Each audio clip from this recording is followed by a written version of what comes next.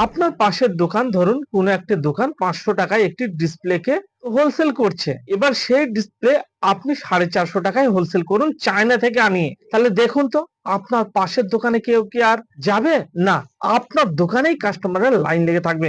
সেই জন্য আপনারা মোবাইলের যে ডিসপ্লে এবং মোবাইলের এলসিডি এগুলো চায়না থেকে ইম্পোর্ট করে দিন।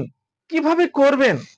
আপনারা আমাদের সঙ্গে ডায়মন্ড ফ্র্যাঞ্চাইজি নিয়েও ইম্পোর্ট করতে পারবেন এবং নিজের নামে কোম্পানি সেট আপ করে নিজের নামে লাইসেন্স করেও আপনারা চায়না থেকে মোবাইল ডিসপ্লেকে ইম্পোর্ট করতে পারবেন।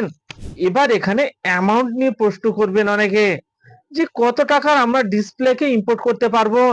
আপনারা ছোট ছোট অ্যামাউন্টের ইম্পোর্ট করতে পারবেন বা ইয়ারে ইম্পোর্ট করুন ছোট ছোট অ্যামাউন্টের 10,000, 20,000, 50,000, 1 লক্ষ টাকার করে আপনারা ছোট ছোট অ্যামাউন্টের ইম্পোর্ট করতে পারবেন চায়না থেকে, অথবা এলসিএল কার্গোতে ইম্পোর্ট করুন, মানে লেস দেন কন্টেনারে 1 লাখ, 2 লাখ, 3 লাখ টাকার ছোট ছোট অ্যামাউন্টের ইম্পোর্ট করে কম্পিটিশন লাগিয়ে দিন।